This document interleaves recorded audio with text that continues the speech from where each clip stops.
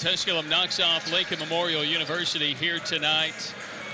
Pioneers didn't make it look real good or real easy in that first half, but in the second half started knocking down some shots, got to the bench, and got to the legs a little bit, I think, of LMU. Joined by Pioneer coach Devan Carter, and we can say all those things, but I know what you'll be upset with, I think, in this contest.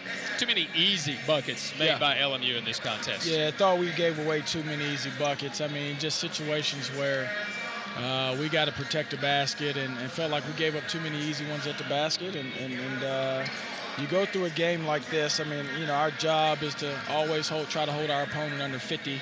And I felt like that was, you know, within our reach today, but we just gave up some easy shots late. And credit to LMU, they made some shots tonight. And, you know, obviously they don't necessarily score at a crazy rate, but they're very efficient. And I felt like they were efficient today. And I just felt like, you know, once we started to make shots, we had the opportunity to string a couple stops together, and we didn't do that tonight. You know, in the first half, was it more of what they were doing defensively and just getting adjusted that the reason that our offense wasn't clicking? No, I just think that we didn't make shots. I thought we had great looks.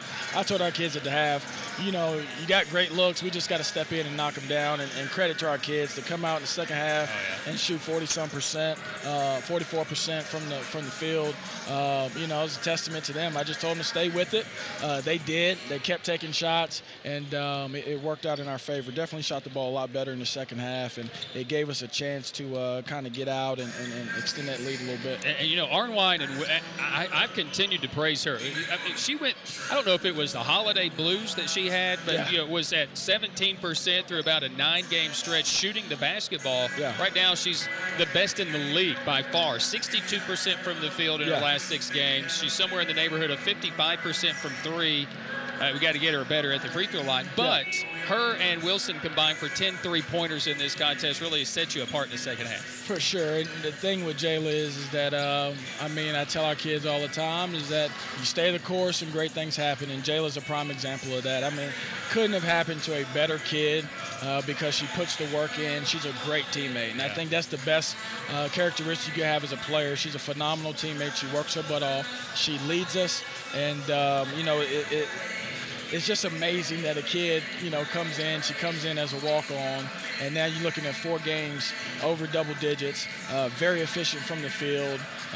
Couldn't have happened to a better kid. And then Sydney Wilson was out there doing a little bit of everything today.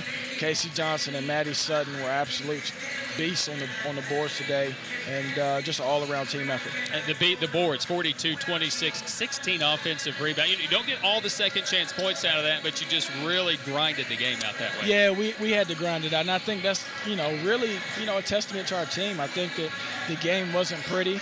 Obviously, you play a team that tries to zone you that much, and you know, it's not going to be pretty. But I thought our kids did a really good job of just grinding it out and getting stops when they had to, and really impressed with our second half. Although there is some things to clean up, altogether to make that run was very important for us to finish the game. Turnovers, maybe a little bit of an issue, and I think a lot of it, though, was on the offensive end early in that game for us. We don't turn the ball over that many times, and eventually we got them turned over.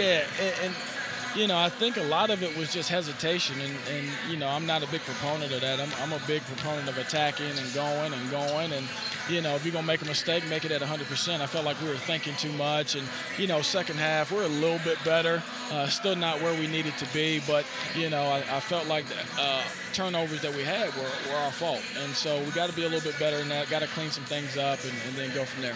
It was a great team. We didn't have to do it with Mia Long tonight. She did have the 5 assists and she did have the 4 steals tonight, but you know, she just kind of plodded along, got everybody else involved tonight, it would appear. Got everybody else involved.